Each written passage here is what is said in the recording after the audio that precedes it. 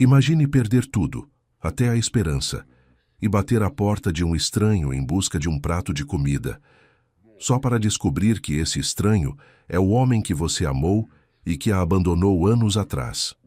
E a pequena criança em seus braços, ela compartilha os olhos dele. Prepare-se para uma história de reencontro, segredos e a chance improvável de um recomeço. Será que a culpa de um passado de sucesso pode reconstruir o que foi quebrado? Se inscreva no canal e deixe seu like. E comenta aqui de onde você está assistindo. Seu comentário é muito importante para nós. O sol da manhã, implacável como a nova vida que Marcos havia construído, banhava a imponente fachada de sua mansão no topo da colina. O brilho ofuscante, no entanto, não conseguia preencher o vazio que, apesar de todo o sucesso, teimava em existir dentro dele. 5 anos. Exatos 5 anos desde que ele havia feito a escolha que mudara tudo. A escolha de priorizar a ascensão profissional acima de qualquer coisa, inclusive de Kátia e da vida simples que haviam sonhado juntos. Ele se tornara um titã no mercado financeiro, um nome reverenciado. Mas o custo... o custo. Era um preço silencioso, pago em noites sem sono e em um coração que, por vezes, parecia apenas um músculo sem propósito. Marcos caminhava pelo seu vasto jardim, os passos ecoando no silêncio da manhã. Seus olhos pararam no reluzente carro esportivo estacionado na entrada. Era o mais novo modelo, um símbolo perfeito de sua fortuna, mas também um lembrete vívido de sua obsessão. Ele estava prestes a entrar para mais um dia de reuniões intermináveis, quando o inesperado aconteceu. Um leve toque na campainha, um som quase inaudível na vastidão da propriedade. Charles, seu mordomo de longa data, um homem de meia idade, com uma postura impecável e um olhar que parecia sempre avaliar o mundo com ceticismo, estava de folga. Irritado pela interrupção matinal, Marcos decidiu atender ele mesmo. Ao abrir o portão de ferro forjado, a cena à sua frente o atingiu como um golpe no estômago. Parada sob o sol forte, estava uma mulher. Magra, com os ombros ligeiramente curvados, mas com uma dignidade que o tempo e as dificuldades não haviam apagado. Seus olhos, antes tão cheios de vida, agora carregavam o peso de uma exaustão profunda. Segurava firmemente a mão de uma menininha, talvez uns 5 ou 6 anos, que se escondia timidamente atrás de suas pernas. A criança tinha cabelos escuros, um pouco desgrenhados, e olhos que pareciam ter visto demais para sua pouca idade. A mulher ergueu o rosto e o mundo de Marcos parou. As rugas de preocupação, a pele castigada pelo tempo, tudo sumia diante de um reconhecimento avassalador. Era Kátia. A mesma Kátia dos seus sonhos de juventude, mas ao mesmo tempo uma estranha marcada pela luta. A voz dela, baixa e trêmula, carregava a coragem desesperada de uma leoa protegendo sua cria. Bom dia, senhor. Perdoe o atrevimento. Meu nome é Kátia. Eu e minha filha estamos passando por uma dificuldade muito grande. Eu não estou pedindo esmola. Eu vi seu carro. Ele é lindo. Posso lavá-lo, deixá-lo impecável, em troca talvez de um prato de comida para nós duas e um lugar seguro para ela dormir esta noite. Marcos estava paralisado. As palavras dela, lavar o carro por comida, eram um eco distorcido de promessas de um futuro que nunca existiu. A culpa, antes uma sombra distante, agora era um veneno subindo por sua garganta. Ele não a abandonara apenas há 5 anos. Ele a abandonara para que chegasse a esse ponto de desespero. Kátia, no entanto, não o reconhecia. Para ela, ele era apenas um homem rico, o dono de uma mansão e um carro luxuoso. Seus próprios olhos mal conseguiam processar a imagem do homem transformado que estava à sua frente. O rapaz de mãos calejadas se tornara uma figura imponente, de terno impecável e olhar distante. Ela estava a ponto de se virar e ir embora, quando a menininha, sentindo a tensão, levantou o rosto. Seus olhos, grandes e assustados, encontraram os de Marcos, e naquele instante a visão o atingiu com a força de um raio. Os olhos da criança eram idênticos aos seus, a mesma cor, o mesmo formato, a mesma intensidade. Ele a deixara há 5 anos. A matemática era simples, brutal e inegável. Aquela criança faminta em sua porta não era apenas a filha da mulher que ele abandonara. Era sua filha. O ar pareceu rarefeito. A palavra filha ecoava na mente de Marcos como um trovão. Ele a deixou há 5 anos. A menina tinha, o quê? 5? Talvez 6? A matemática da dor era brutal. Kátia, ao ver o choque em seus olhos, finalmente o reconheceu. O homem imponente à sua frente, o bilionário de terno impecável, era o Marcos de suas memórias, o jovem que a abandonara. Não, não pode ser, ela gaguejou, o ar escapando de seus pulmões em um suspiro de horror e traição. Puxando a menina para mais perto, como se quisesse protegê-la dele, do fantasma de suas promessas quebradas, Kátia completou. Esqueça o que eu disse. Foi um engano, vamos embora, filha. Ela se virou pronta para enfrentar a fome e a incerteza da rua, qualquer coisa para não ter que aceitar a piedade do homem que destruíra sua vida. A humilhação de pedir comida a um estranho era nada comparada à de pedi-la a ele. Não. A voz de Marcos soou, um comando nascido do pânico puro de perdê-las novamente. Ele avançou e, sem pensar, segurou o braço dela. O toque era elétrico, uma corrente de 5 anos de história não resolvida passando entre eles. Por favor, Kátia, não vá. Entre. O sol está forte. A menina, ela precisa de água, de um lugar para descansar. As palavras saíram desajeitadas, estúpidas. Ele, um mestre da negociação, agora não conseguia formular um pensamento coerente. Sua mente era um caos. Mas foi a menina quem quebrou a resistência de Kátia. Dora, assustada com a tensão, começou a chorar. Um choro fraco, cansado, o choro de uma criança doente e faminta. Mamãe, minha barriga dói, ela murmurou, o rostinho quente contra o pescoço de Kátia. Naquele instante, a batalha interna de Kátia terminou. Seu orgulho, sua raiva, sua dor, tudo se curvou diante da necessidade primária de sua filha.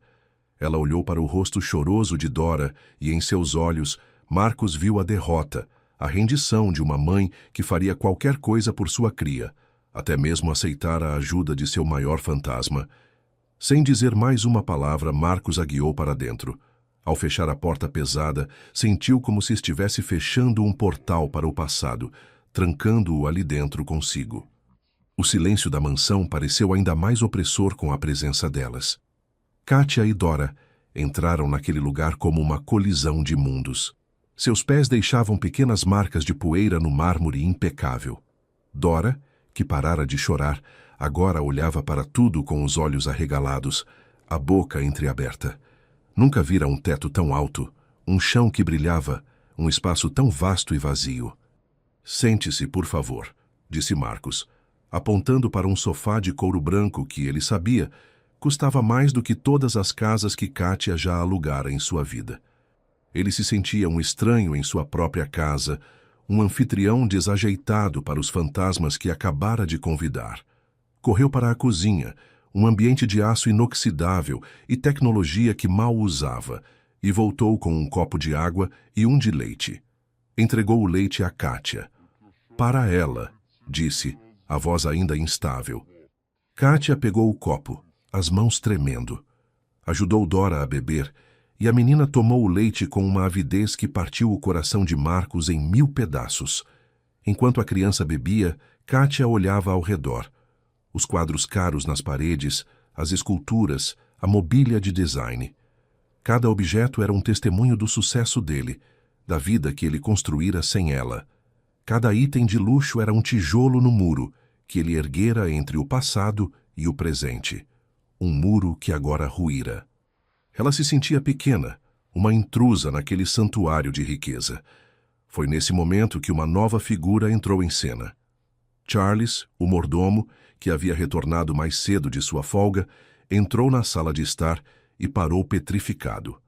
Seu rosto, normalmente uma máscara de profissionalismo impassível, contraiu-se em uma expressão de choque e desaprovação. Senhor, ele disse, a voz fria, os olhos passando de Marcos para Kátia e a criança, como se analisasse uma ameaça. O senhor está bem? Quem são essas pessoas? A palavra pessoas foi dita com um desprezo contido que fez Katia se encolher. Para Charles, um homem cuja vida era dedicada a proteger Marcos de qualquer complicação, a presença daquelas duas era um alarme de incêndio. Ele via uma aproveitadora, uma mulher do passado que surgira para explorar a riqueza e a solitude de seu patrão. Está tudo bem, Charles. Elas são minhas convidadas, respondeu Marcos a palavra convidadas, soando estranha em sua própria boca. Por favor, prepare um quarto de hóspedes, o melhor que tivermos, e peça para a cozinha preparar uma sopa leve, canja de galinha e algumas frutas. Rápido! Charles o encarou, a desaprovação clara em seu olhar. Como queira, senhor, ele disse com uma reverência rígida antes de se retirar, mas a mensagem estava clara. Ele era o guardião do castelo e não aceitaria aquelas intrusas facilmente.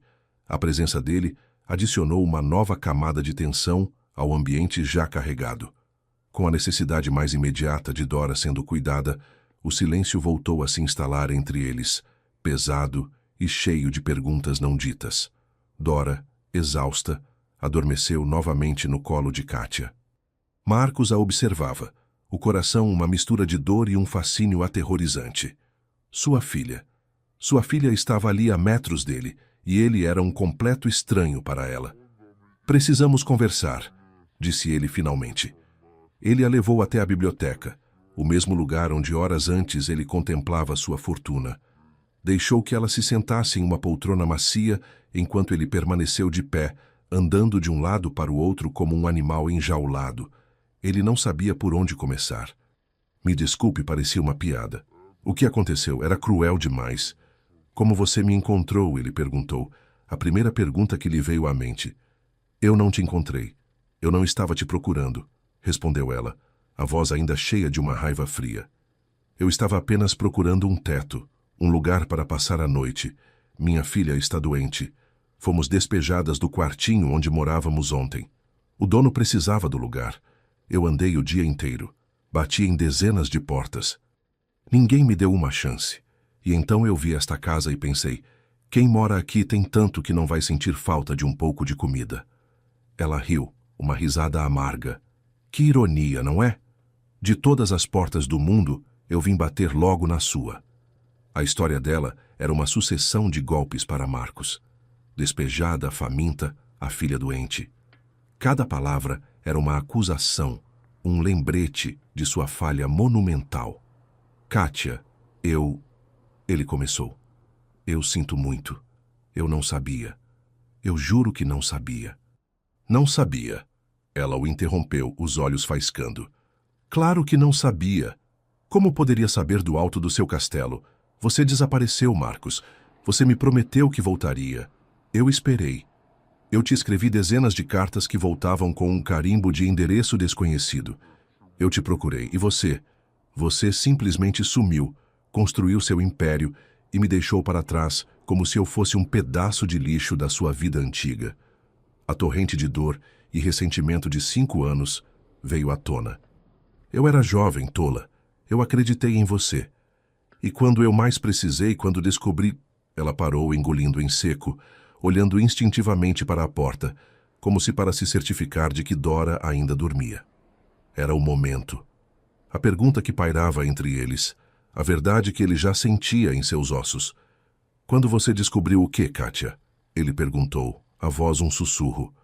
A menina, Dora, ela é... Ele não conseguiu terminar. A pergunta era grande demais, pesada demais. Katia o encarou e em seus olhos havia todo o desprezo do mundo. Sim, Marcos, ela disse, a voz dura como diamante. Ela é sua filha, a filha que você nunca soube que existia porque estava ocupado demais se tornando o rei do mundo. Eu descobri que estava grávida 1 mês depois que você foi embora. Tentei te avisar de todas as formas, mas você já tinha me descartado. Minha família me virou as costas, me chamaram de vergonha. E eu a criei sozinha cada dia, cada noite, limpando o chão dos outros, lavando pratos, fazendo o que fosse preciso para que ela nunca passasse fome, para que ela tivesse o mínimo de dignidade, a dignidade que o pai dela lhe negou. A confirmação verbal foi o golpe de misericórdia. Marcos se apoiou na mesa, as pernas bambas. Sua filha. Uma filha de 5 anos. Uma vida inteira que ele perdera. O primeiro passo, o primeiro dente, a primeira palavra, os aniversários, os medos noturnos, as febres. Ele não estivera lá para nada. Fora um pai ausente, um fantasma que nem sabia de sua própria existência. Ele olhou para Kátia, para o rosto de uma mulher que deveria ter compartilhado uma vida de alegrias com ele, mas que, em vez disso, carregara o fardo dos dois sozinha. A força dela, a resiliência dela, o amor inabalável que a manteve de pé, tudo aquilo o esmagava. Ele não era digno nem de estar na mesma sala que ela. Ele tentou falar, mas não havia palavras. O que ele poderia dizer? Desculpas eram insultos. Justificativas eram mentiras. Restava apenas a verdade nua e crua de sua falha. O status quo daquela casa havia sido permanentemente quebrado. Ali, sob o mesmo teto, estavam 3 pessoas unidas pelo sangue e separadas por um abismo de dor e de tempo. Marcos, o pai que acabara de descobrir sua filha. Kátia, a mãe que nunca o perdoaria. Dora, a menina inocente que dormia em um quarto de luxo, alheia ao fato de que o estranho rico que a acolhera era o pai que ela nunca conheceu. A mansão de Marcos, antes um santuário de silêncio e ordem, transformou-se em um campo minado de emoções não ditas.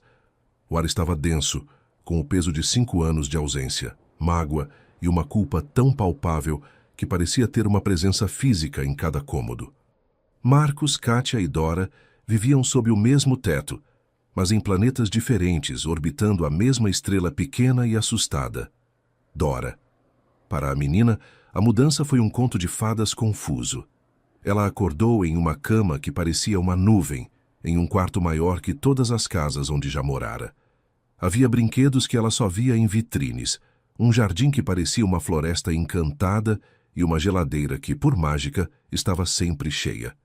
Ela não entendia a tensão entre a mãe e o homem triste, de olhos gentis, que era o dono da casa, mas sentia o cheiro de comida quente e o toque de lençóis limpos. E isso, para uma criança de 5 anos, era o paraíso. Para Kátia, a mansão era uma gaiola de ouro. Cada objeto de luxo, cada obra de arte, era um lembrete da vida que Marcos construíra sem ela, do abismo que o separava. Ela aceitara ficar, mas apenas pela filha. Seu orgulho era uma armadura, e ela se movia pela casa com uma dignidade defensiva, recusando qualquer coisa que não fosse o estritamente necessário. Comia a comida que lhe era oferecida, mas passava os dias no quarto de hóspedes com Dora, criando um pequeno território de normalidade em meio à opulência que a sufocava. Sua gratidão pela segurança de Dora lutava uma batalha constante contra o ressentimento profundo que sentia pelo homem que lhe causara tanta dor. Para Marcos, a presença delas era uma tortura e uma bênção. A cada risada de Dora que ecoava pelos corredores, seu coração se partia um pouco mais com a consciência dos anos que perdera. Ele tentava se aproximar desajeitadamente, comprava os brinquedos mais caros, as roupas mais bonitas, mas não sabia como atravessar o muro de silêncio e medo que o separava da menina. Dora era tímida com ele, sentindo a hesitação e a dor em seu olhar. Ele era o tio Marcos, o homem bom que as acolhera, mas a palavra pai era um universo de distância. Sua interação com Kátia era ainda mais complexa. As conversas eram curtas, funcionais, sempre girando em torno das necessidades de Dora. Ela precisa de um remédio para a tosse, dizia ela. O uniforme da escola nova que você comprou está um pouco grande, ela apontava. E ele, desesperado para reparar o irreparável, tentava consertar tudo com dinheiro. Eu vou contratar os melhores médicos para a Dora. Um pediatra, um nutricionista, ele dizia. Posso matricular você em um curso, Kátia? O que você quiser fazer, uma faculdade. Eu não quero sua caridade, Marcos. Ela o cortava, a voz fria. Estou aqui pela minha filha. Assim que eu arrumar um emprego e um lugar para ficar, nós iremos embora. A ameaça de perdê-las novamente era um pânico constante para Marcos. Ele sabia que não podia mantê-las ali pela força ou pelo dinheiro. Precisava de tempo, e precisava desesperadamente entender a profundidade do abismo em que elas haviam caído.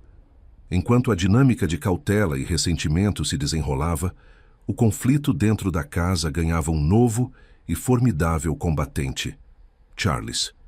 O mordomo, que servira lealmente a Marcus por anos e vira a ascensão de seu patrão ao topo, via a chegada de Katia e Dora, não como um reencontro, mas como uma profanação da ordem e da estabilidade daquela casa que ele tanto prezava. Ele era o guardião do legado de sucesso de Marcus, e a presença delas era para ele um elemento disruptivo. A hostilidade de Charles era sutil, mas cortante. Ele se referia a Katia como a senhora, com uma entonação que a fazia se sentir como uma impostora. Deixava acidentalmente itens de valor em lugares onde Katia passava com frequência, como se atestasse. Suas conversas com Marcus eram cheias de alfinetadas venenosas. O senhor tinha uma rotina tão impecável antes, não é, senhor? Todas as reuniões agendadas, nada fora do lugar, ele dizia em voz alta enquanto Katia estava por perto. A organização é a chave para o sucesso, como o senhor sempre me ensinou. A mensagem era clara. Você não pertence a este lugar e está desorganizando a vida do meu patrão. Uma noite, enquanto Marcus estava em seu escritório, Charles o confrontou diretamente. Senhor, com todo o respeito que lhe devo, preciso expressar minha preocupação, começou Charles, a voz uma mistura de subserviência e aço. A presença destas pessoas está alterando a rotina e a paz desta casa. O senhor tem certeza de que não está sendo enganado? Uma mulher do passado que surge convenientemente agora que o senhor está... sozinho. Parece uma história muito bem ensaiada. Basta, Charles, explodiu Marcus, a raiva o dominando. Katia não é uma golpista. E a menina? A menina é minha filha. Elas ficam e você as tratará com o máximo respeito, fui claro? Charles recuou, chocado com a revelação e com a fúria de seu patrão. Como queira, senhor, ele disse com uma reverência, mas Marcus viu em seus olhos que a lealdade do mordomo não era a ele, mas a ordem antiga. Charles não seria um aliado, seria um obstáculo, um espião dentro de seus próprios muros, esperando por um deslize.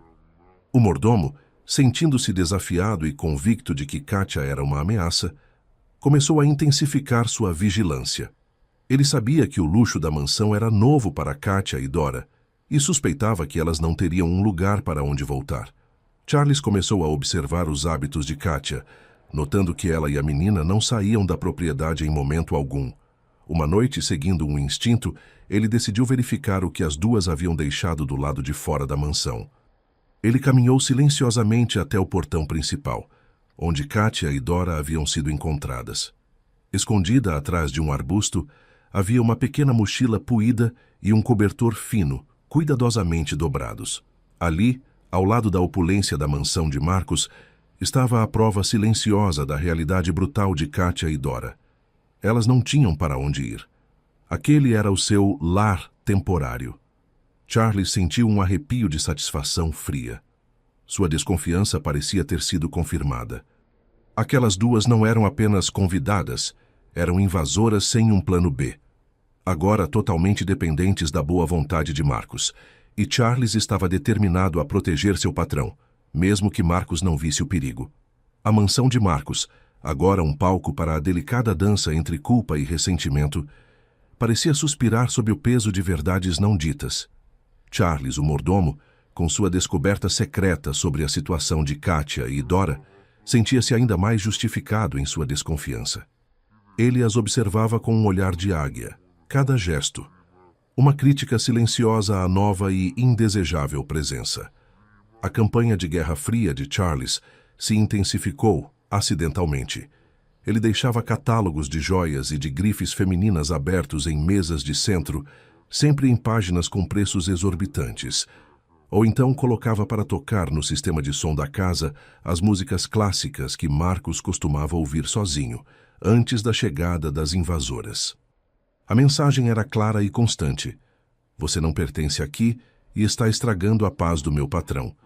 Marcus, por sua vez, estava imerso em sua própria batalha. A cada dia, A presença de Dora o confrontava com a vida que ele havia perdido. Os primeiros passos, as primeiras palavras, os aniversários. Ele se esforçava, comprava brinquedos, roupas, mas não sabia como quebrar o gelo com a filha. Dora era tímida, sentindo a hesitação e a dor no olhar dele. Ele era o tio Marcos, um homem bom que as acolhera. Mas a palavra pai parecia uma distância intransponível. As tentativas de Marcos de se aproximar de Kátia também eram frustrantes.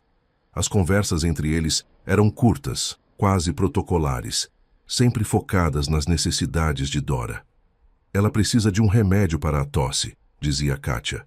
O uniforme da escola nova está um pouco grande, ela apontava. E ele, desesperado para compensar os anos perdidos, oferecia dinheiro, cursos, faculdade. Eu não quero sua caridade, Marcos. Kátia o cortava, a voz fria e firme. Estou aqui pela minha filha. Assim que eu arrumar um emprego e um lugar para ficar, nós iremos embora. A ameaça de perdê-las novamente era um pânico constante.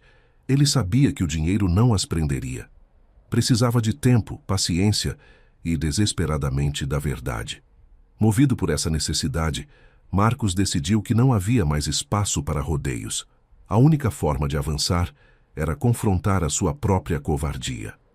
Ele esperou que Dora estivesse no novo quarto de brinquedos, um cômodo que ele mandara montar às pressas, cheio de bonecas e blocos de montar, com os quais a menina ainda não sabia bem como interagir, e pediu a Kátia que se sentasse com ele na biblioteca. Ela veio, a desconfiança em cada passo, a armadura de orgulho firmemente no lugar. — O que foi agora, Marcos? Ela perguntou, a voz sem paciência. — Mais um presente caro que você quer que eu aceite para aliviar sua consciência? Ele não respondeu imediatamente. Apontou para a poltrona em frente à sua mesa. Quando ela se sentou, ele não ficou atrás da mesa, em sua posição de poder. Sentou-se na poltrona ao lado dela, nivelando o campo de jogo. — Kátia, ele começou, a voz baixa e grave, cheia de uma dor palpável. Eu preciso te dizer a verdade. A verdade sobre por que eu nunca voltei. A verdade sobre o que aconteceu comigo depois que eu fui embora. Kátia o encarou, surpresa pela seriedade em seu tom. Ele respirou fundo, o ar parecendo pesado com memórias. Porque eu fui um covarde, Kátia. Essa é a única resposta. Todas as outras são só desculpas. Ele se levantou e começou a andar pelo quarto, como se o movimento pudesse ajudar as palavras a saírem. Quando eu saí daqui, eu era um menino faminto, não só de comida, mas de tudo. De sucesso, de respeito, de uma chance de provar que eu era alguém. E a capital, ela é um monstro que se alimenta dessa fome. Eu mergulhei de cabeça, estudava de dia, trabalhava à noite, dormia 3 horas por noite. No início, tudo o que eu fazia era por nós. Cada pequena vitória, cada nota boa, cada elogio de um chefe, eu pensava, estou mais perto de poder voltar para a Kátia. Ele parou olhando pela janela para a escuridão lá fora. Mas aos poucos o monstro começou a me devorar. O sucesso é uma droga, Kátia, e é uma droga muito potente. Cada novo degrau, cada novo contrato exigia mais de mim, e eu dava. Eu dava meu tempo, minha energia, minha alma. As suas cartas no início eram o meu farol. Eu as lia e relia e elas me davam força. Mas depois, elas começaram a se tornar um lembrete da minha falha. Cada carta era uma cobrança da promessa que eu estava quebrando. E eu, em minha covardia, comecei a temê-las. E então parei de respondê-las. Eu dizia a mim mesmo que era para te proteger, para te libertar, para que você pudesse seguir sua vida. Mas era mentira. Era para me libertar da minha própria culpa. Ele se virou para ela, os olhos cheios de uma vergonha antiga. O império que construí tornou-se a minha razão de viver, porque era mais fácil focar em planilhas e ações do que no buraco que eu tinha no peito, o buraco que tinha o seu nome.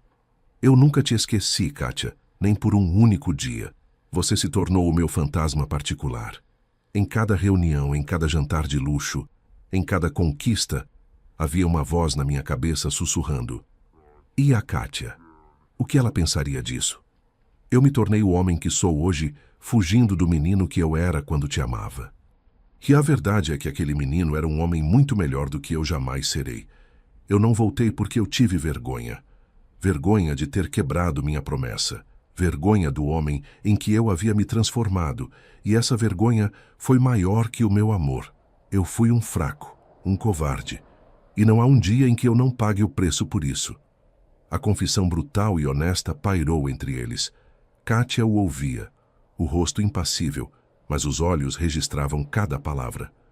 Pela primeira vez, ela não via o bilionário ou o traidor. Via apenas Marcos, o rapaz que se perdera no caminho. A raiva dela, que fora seu escudo por tanto tempo, começou a se dissolver, dando lugar a uma tristeza profunda. Uma tristeza pelos dois, pela vida que poderiam ter tido, pelos erros que os levaram até aquele quarto de luxo e desespero. Ela não disse: "Eu te perdoo." Era cedo demais para isso, mas ela disse algo que para Marcos significou ainda mais. "Você precisa dormir um pouco, Marcos. Você está exausto." Foi um pequeno gesto de cuidado. A primeira ponte sobre o abismo. A paz, no entanto, foi curta. A crise que eles pensavam ter passado estava apenas se reagrupando para um ataque mais violento. 2 dias depois, a febre de Dora voltou, mais forte, mais teimosa. A menina, antes sonolenta, agora estava agitada, a respiração rápida e superficial. O médico da família, um pediatra renomado que Marcos trouxera para a mansão, examinou-a com uma preocupação crescente. "Não é uma simples virose", disse ele a Marcos e Kátia. "A febre não está cedendo aos antitérmicos. A ausculta pulmonar dela está preocupante. Eu temo que seja uma pneumonia bacteriana, e pelo estado dela, provavelmente já está em um estágio avançado. Ela precisa ser internada imediatamente." O medo voltou, gelado e paralisante. A palavra internada ecoou na mente de Kátia, trazendo de volta os fantasmas de hospitais públicos, de filas de espera, de falta de recursos. "Ela terá o melhor quarto, os melhores cuidados", disse Marcos, tentando tranquilizá-la, mas sua própria voz estava carregada de pânico. Em menos de 1 hora eles estavam na suíte presidencial do melhor hospital infantil do país. O ambiente era luxuoso, mais parecia um hotel 5 estrelas do que um hospital. Mas a parafernália médica, os monitores, os acessos intravenosos, os bips constantes, eram um lembrete da gravidade da situação.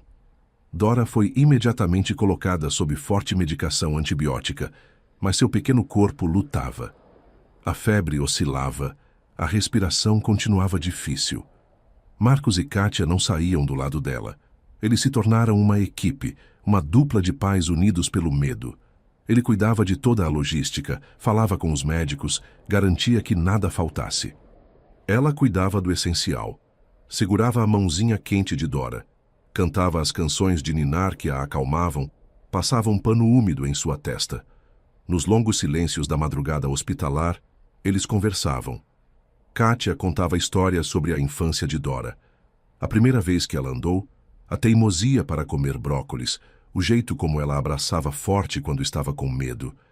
E Marcos ouvia, absorvendo cada detalhe da vida que perdera, o coração doendo de amor e de arrependimento. Ele, por sua vez, contava a ela sobre seus próprios sonhos de infância, sobre o início de sua ambição e como ele e Kátia eram as 2 metades da mesma alma, antes que o mundo os separasse. O passado e o presente começaram a se entrelaçar, não mais como fontes de dor, mas como os fios de uma tapeçaria complexa que era a história deles. A crise principal veio na 3ª noite.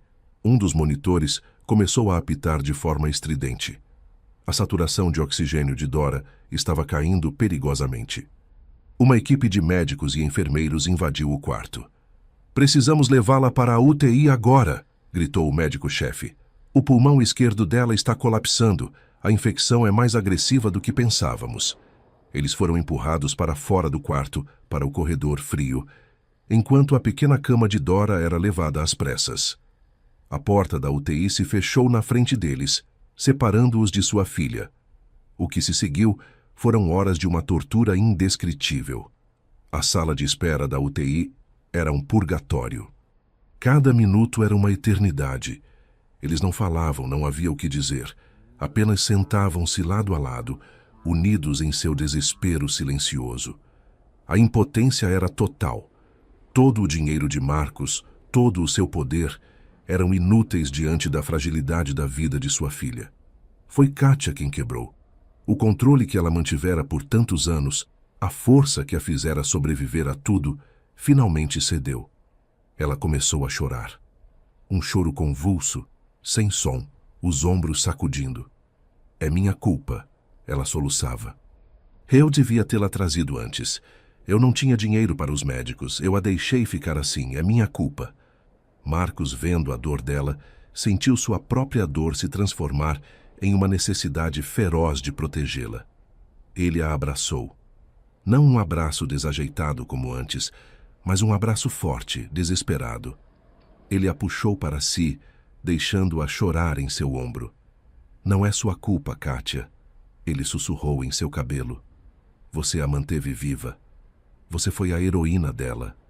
A culpa é minha por não estar lá, por não ter cuidado de vocês. Eu não consigo perdê-la, Marcos, ela chorava.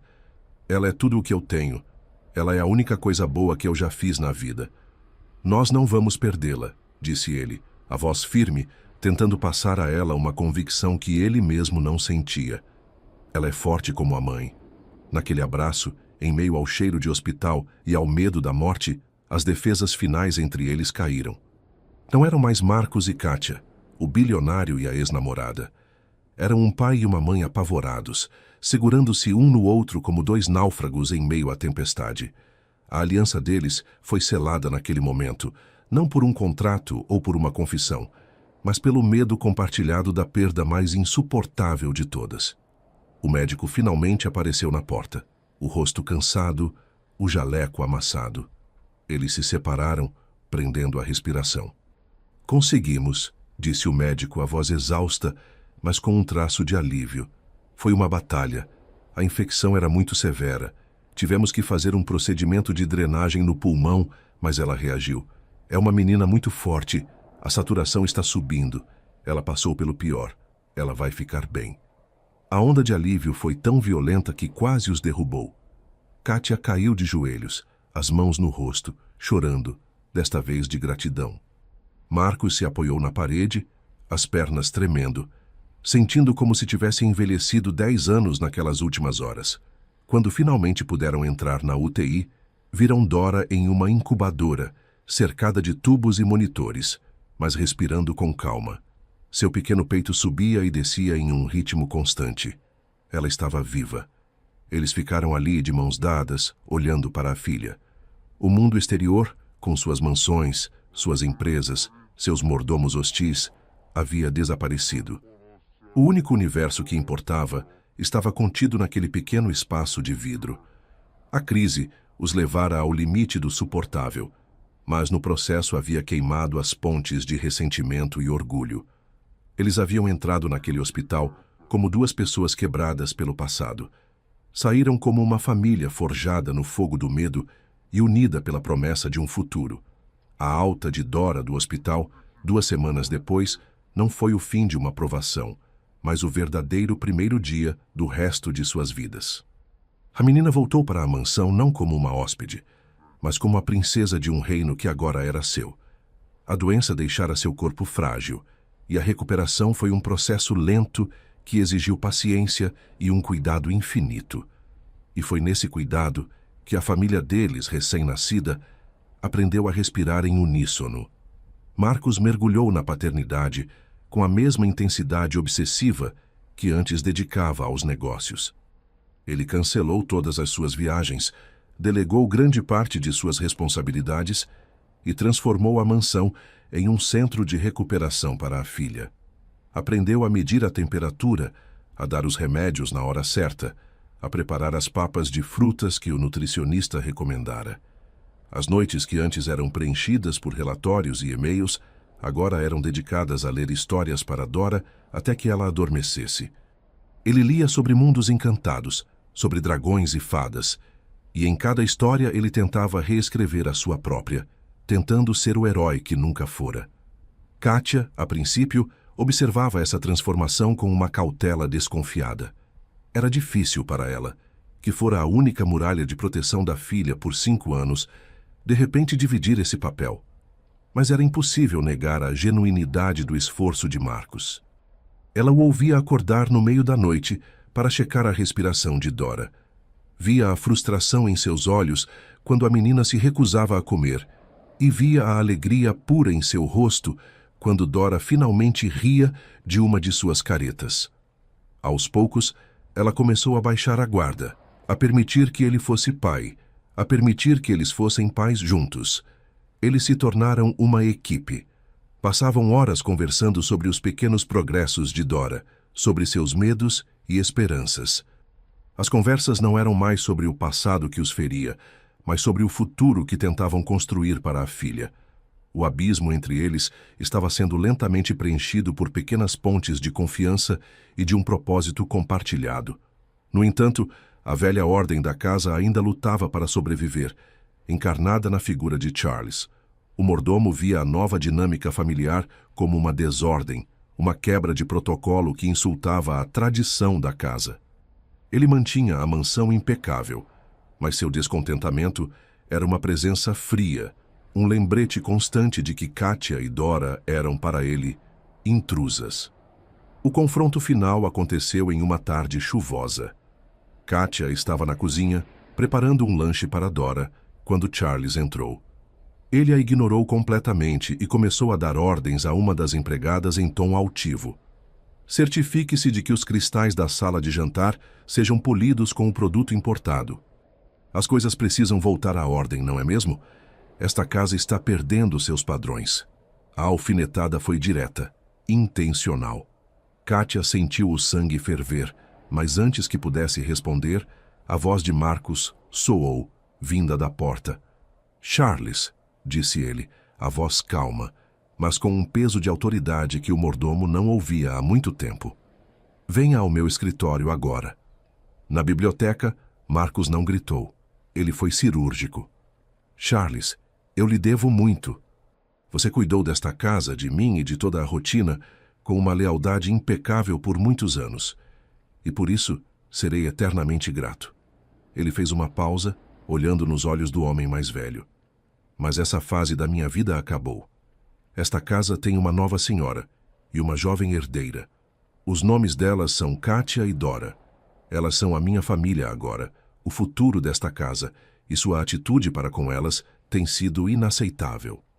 Charles tentou se defender. "Senhor, eu só estava tentando manter os padrões. A organização da casa..." "A organização será mantida, Charles", cortou Marcus, "mas não será usada como uma arma para ferir a minha família presente. Eu entendo que esta mudança seja difícil para você. Por isso, lhe dou uma escolha. Você pode ficar, aceitar a nova realidade e tratar Katia e Dora com o respeito e a deferência que elas merecem como minha parceira e minha filha. Ou..." Ele empurrou um envelope sobre a mesa. "Você pode aceitar este pacote de indenização. É extremamente generoso. O suficiente para que você se aposente confortavelmente em qualquer lugar do mundo que escolher. A decisão é sua, mas ela deve ser tomada agora." Charles olhou para o envelope, depois para o rosto de seu patrão, e ele viu que o homem hesitante que ele servira nos últimos anos havia desaparecido. Em seu lugar, estava um rei protegendo seu reino. O mordomo, um homem do passado, de ordem e de lealdades antigas, entendeu que seu tempo ali acabara. Ele pegou o envelope. "Foi uma honra servir a sua família, Sr. Marcus. Desejo-lhe felicidades." E com uma última reverência, ele se retirou. A última âncora que prendia Marcus à sua vida antiga havia sido cortada. Com a saída de Charles, a mansão finalmente começou a se transformar em um lar. As regras rígidas foram relaxadas. O som da risada de Dora ecoava pelos corredores. Katia, sentindo-se mais segura e valorizada, começou a florescer. Marcus, vendo que ela passava horas desenhando em um caderno com Dora, montou um pequeno ateliê para ela em uma das salas de hóspedes, com telas, tintas e tudo o que ela precisava. Katia, que abandonara seu talento artístico para sobreviver, redescobriu a paixão. Ela pintava paisagens de sua infância, o rio, o sol e pintava retratos de Dora. E aos poucos começou a pintar Marcos, não o bilionário, mas o homem que lia histórias para a filha, o pai que agora se ajoelhava no chão para brincar, o parceiro que, finalmente, a encontrara novamente. A jornada para curar as feridas seria longa, mas pela primeira vez, Marcos e Kátia estavam caminhando juntos. A menina que pediu comida em troca de um carro lavado agora desenhava um futuro colorido ao lado de seus pais, em um lar que, por fim, era repleto de amor e redenção.